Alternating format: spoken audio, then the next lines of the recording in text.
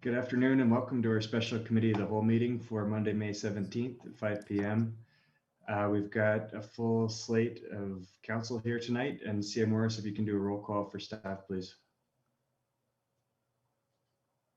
So this evening we have several senior staff with us. We have Director Troy Dunlop, Manager of Economic Development and Tourism Jennifer Miller, Director Manhire, Senior Planner Grenke, and Deputy Clerk Nadine Bennett.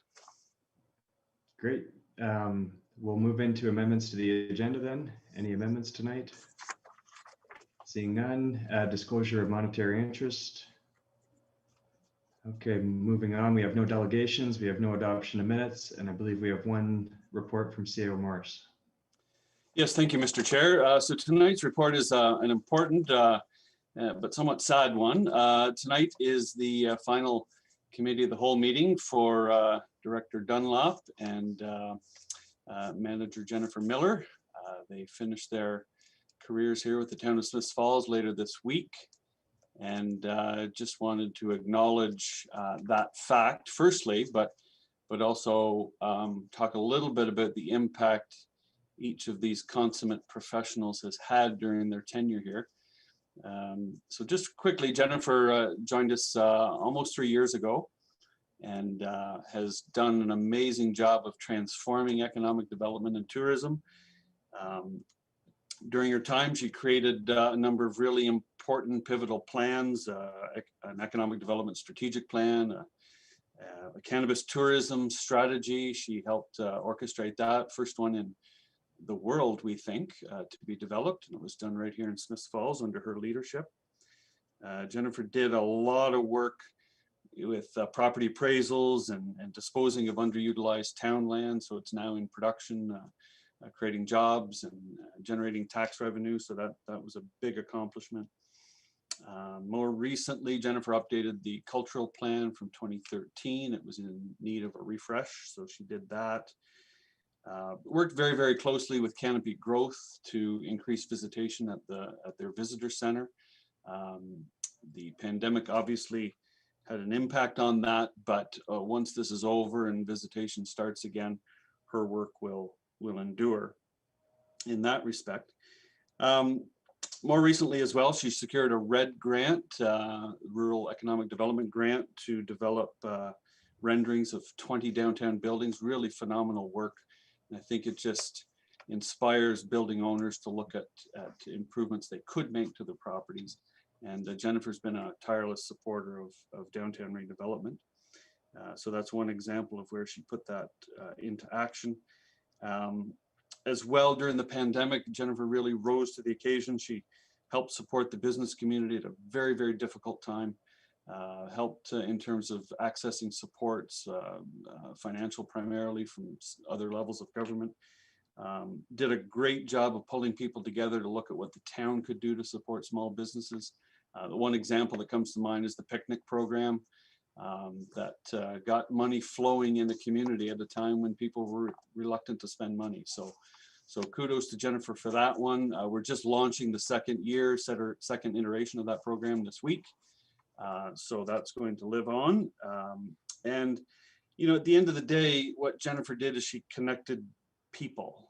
And that's the role of a good economic development coordinator, to connect people and to allow them to develop businesses and commerce and encourage the flow of money in a community. And that's what Jennifer did very, very well. She has a lot of connections locally and put them to use to connect people and tirelessly promoted Smiths Falls. And again, that's exactly the role of an economic development manager, is to get up in the morning and think about how you're going to improve the lives of people in the community. And Jennifer did that with grace, to be sure.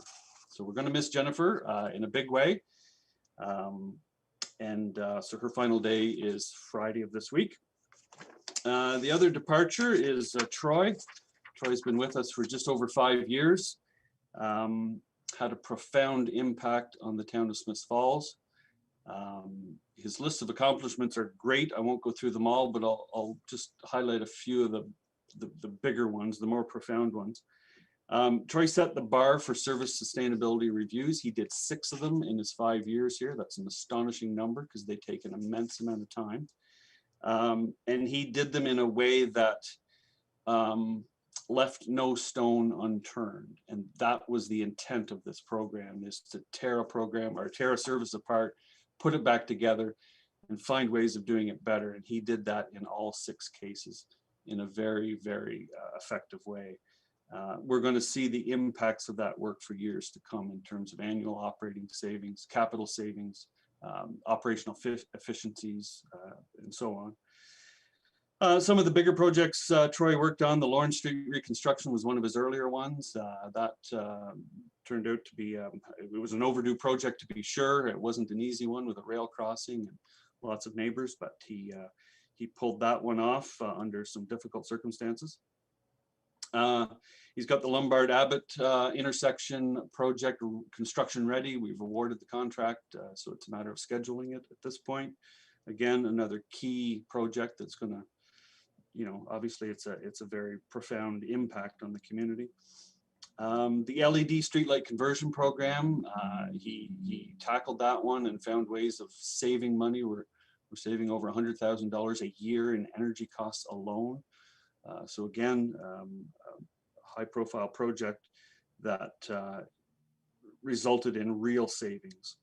One of the other areas that Troy did an amazing job at is he brought a certain level of rigor to development review process. And I mean, that's not something we see on a day-to-day basis. The public doesn't necessarily see it, and council may not even see it. But, you know, lately we've had an immense volume of development applications, and particularly subdivision applications take a lot of time to review for technical competency and to make sure the water is going to flow downhill where we want it to flow and things like that. So Troy brought not only applied industry standards to those reviews, but brought a lot of rigor to that process. It's a very technical process, and he did it amazingly well.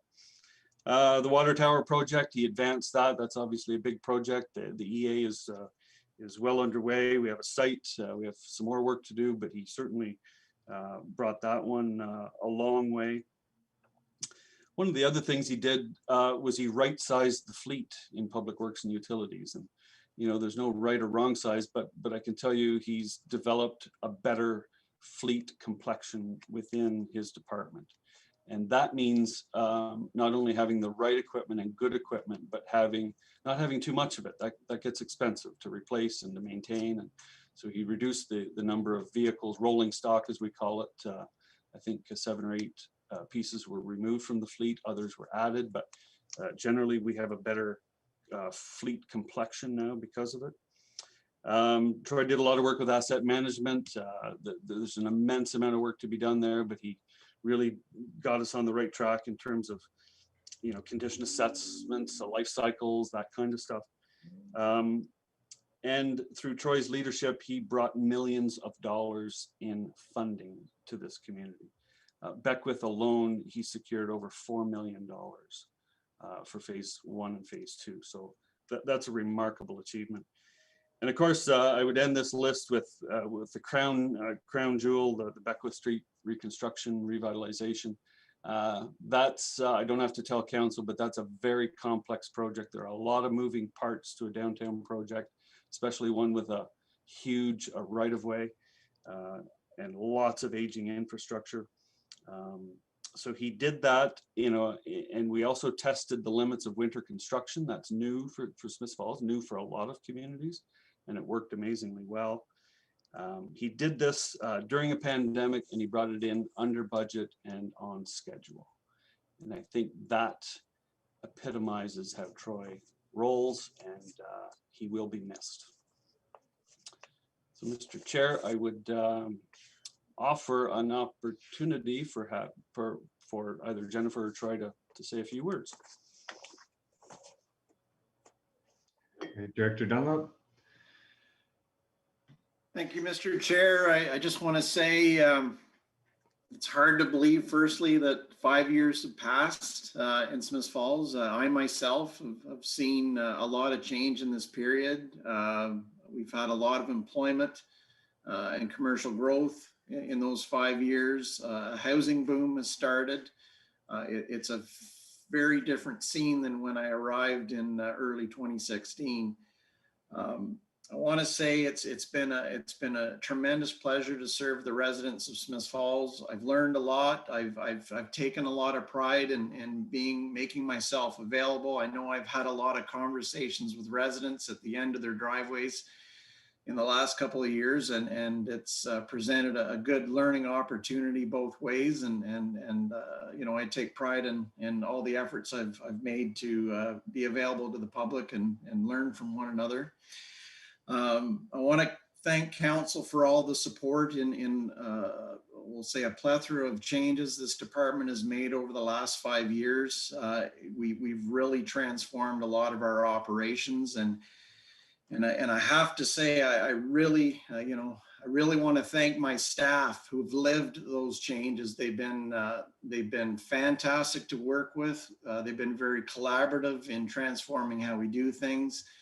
And it's been an absolute, you know, it's been an absolute pleasure to work with staff of the caliber I have here, and that is going to be very hard for me to leave. So, but anyways, in the end, I'm going to miss working with each and every one of you. You know, as lengthy as some of our council meetings are, I've enjoyed each and every one of them and what I've taken back from working with each of you. And I want to say every amount of my experience in Smiths Falls has been a great one, and it'll be certainly a big memory I'll be taking away to my next possession. So I want to thank you all, and lots of mixed feelings in my final week. So thank you. Thanks, Director Dunlop. Manager Miller. Thank you, Mr. Chair. And I think if I've learned one thing in 3 years, it's never to follow Troy Dunlop when he's speaking to council. You just can't beat him. So well done, Troy. And I would echo what Troy said. This has been an amazing journey in Smiths Falls. I mean, if we think about where we've come in the last few years, you know, with many thanks to council and to CAO Morris and to the staff team, but there's a very ambitious strategic plan, and it's been a real joy to tick off those boxes. And I will continue to be a Smiths Falls resident, and we'll watch closely as you finish off that strategic plan. And like Troy said, just hats off to Becky Allen and Cindy James and Amy Hogue and the staff in the Welcome Center at the Chamber and the DBA. Those are some pretty powerful, amazing women down there that I've worked with, and I miss them dearly. But thank you, council, for your great work and for letting me be a part of it. Thank you, Jennifer. Councillor Brennan, did you have a? I certainly do. To both of you guys, been great to work with you. I think that the part, and Theo Morris alluded to it, but it was when you're a counselor, it's the customer service. It's the feedback you get from people, and you know, both you guys have done a great job. Anytime I ever refer to anything to you, you're right on it. And you know, Troy, it doesn't matter. You know, you've done some huge projects, but when someone's snow has been plowed into their driveway, you go over and see them. So, you know, those little things really mean a lot. So you both are stellar at that, and you're going to be tough to replace. So best wishes. Councillor McKenna. Thank you both for your contribution, and CEO Morris, I think, said it very eloquently.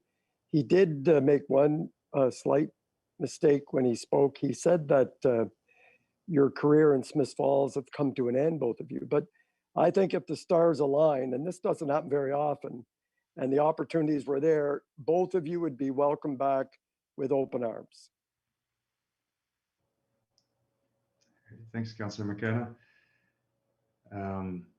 I really, yeah, it's a great, it's been a great few years. I think, Jennifer, for the caliber of the publications that we're putting out there now, everybody gets to see when they arrive in the mail. And just a couple of days ago, I had a friend from Stittsville get a visitor guide in their newspaper, and they can't wait for the lockdown to end.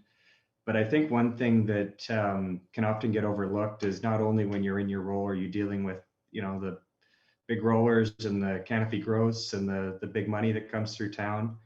But you also brought a really strong social conscience to this role. And I think that you really brought that understanding that for Smith Falls to succeed, everybody has to succeed.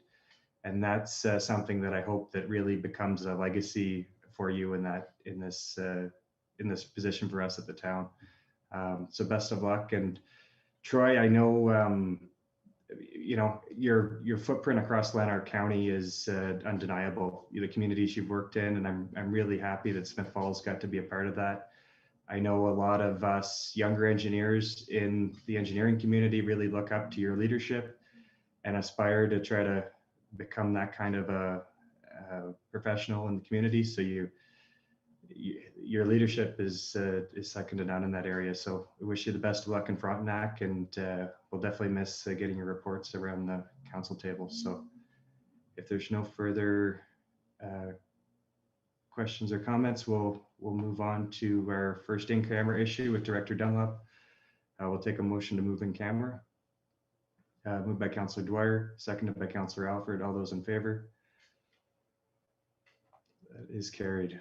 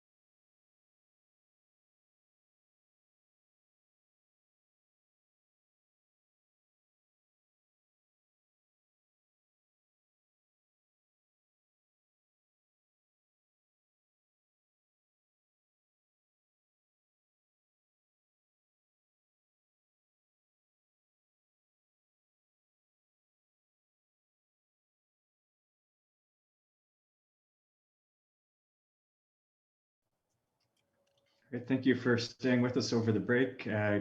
Council moved in camera to discuss a contractual issue in camera and then moved back in camera to discuss the acquisition disposition of land. So those are arising reports. We're now going to go on to 8.1 MTO connecting links. Oh, sorry, Nadine.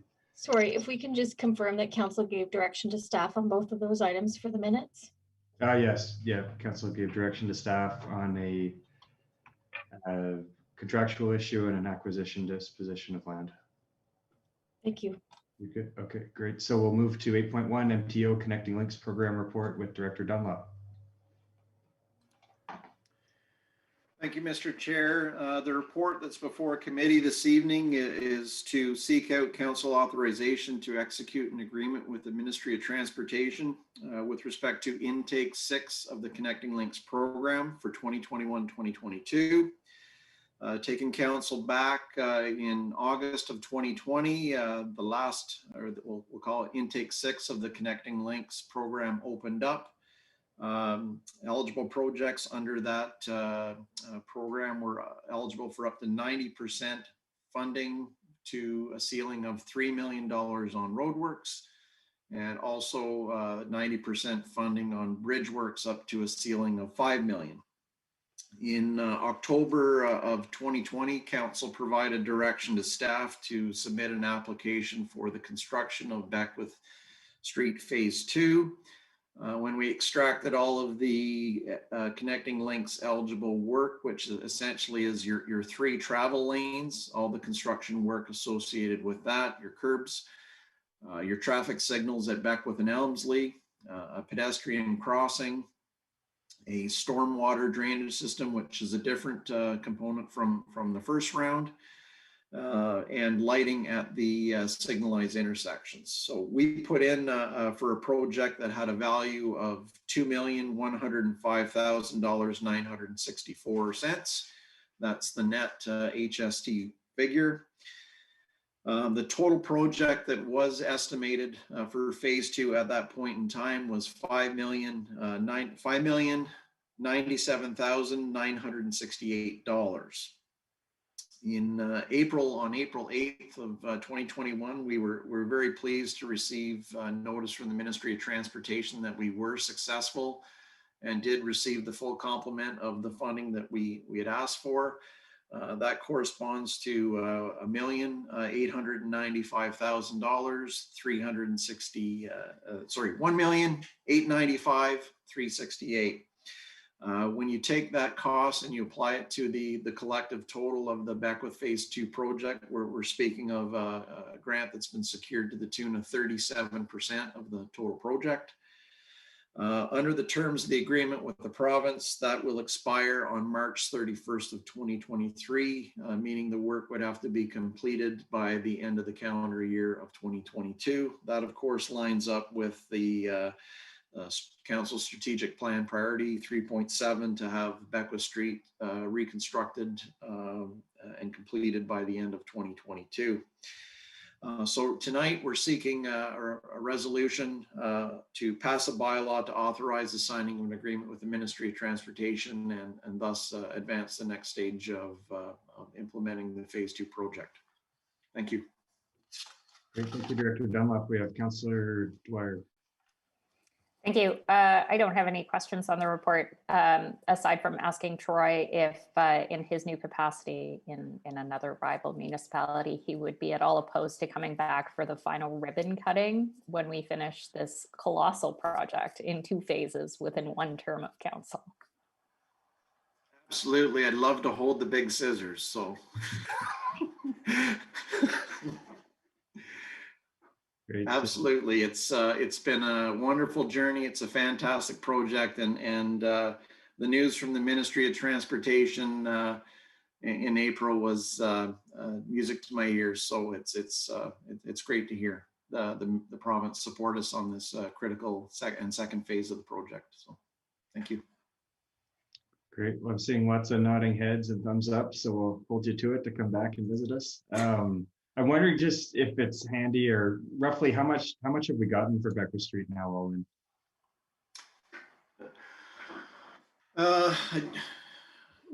Right, yeah, I don't have those numbers right on hand. We received, I believe, 933,000, sorry, was our ask for the underground in phase one. I believe we received just over 800,000 of that because we ran out of time.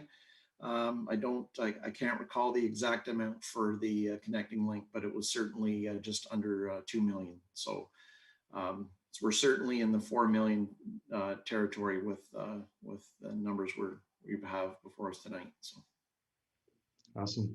Yep. Okay, well, seeing no further questions, we appreciate your final report with us and look forward to seeing you at the grand opening. thank you. So we will move on to 8.2. This is a correspondence item that came up at last week's committee of the whole meeting. It's a motion from the town of Caledon. I think everybody's familiar with it, and if we support it, it's going to be read at the council meeting, so I'm not going to read it now, but if there's nodding heads, we've got that tentatively on our agenda. So looks like we've got full support for that, so we will bring that to our council meeting coming up next, and I will take a motion to adjourn. Moved by Councillor Dwyer, seconded by Councillor Brennan, that committee adjourn its proceedings at 6:07 p.m. and stand so adjourned until the next duly called committee meeting. All those in favor? And that is carried. So we will take a quick break and proceed to council.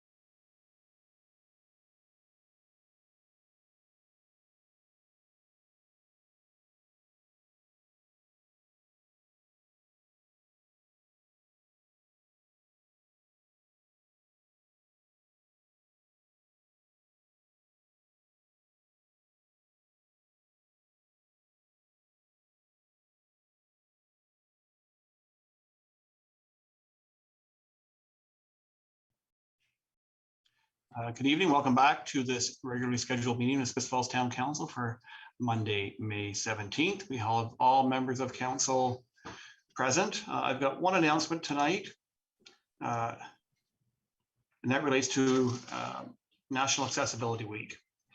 Whereas National Accessibility Week, May 31st to June 4th, 2021. Whereas throughout Canada and each year, the week starting on the last Sunday in May is to be known as National Accessibility Week, and is an opportunity to promote inclusion and accessibility in our communities and workplaces, to celebrate our progress and to be inspired to further break down accessibility barriers. Whereas Ontarians live with some form, many Ontarians live with some form of disability, and as a result, there's a need for greater awareness, enhanced service delivery, and opportunities for persons with disabilities. Whereas individuals with disabilities are impacted daily by barriers to information, facilities, employment, transportation, and communication supports, therefore negatively and challenging individuals' ability to fully participate in community life. Whereas accessibility and inclusion are essential for ensuring that all community members have equity and opportunities and the ability to fully participate in community life. Whereas on Wednesday, June 2nd, 2021, the Smith Falls Accessibility Committee will wear red shirts to their meeting to promote Red Shirt Day as part of Accessibility Week. Red Shirt Day is a day to show support for persons and families who are living with disabilities, celebrate the achievements of people living with disabilities, and to pledge a commitment to help create a fully accessible and inclusive society. Whereas Council of the Corporation of Town of Smith Falls is committed to accessibility and has appointed an active accessibility committee to play a pivotal role in helping the Town of Smith Falls become part of a barrier-free community. Now therefore be resolved that I, Sean Pankel, Mayor of the Town of Smith Falls, do hereby proclaim May 31st to June 4th, 2021 as National Accessibility Week, and encourage everyone to support equality of access and opportunity for persons with disabilities in the Town of Smith Falls.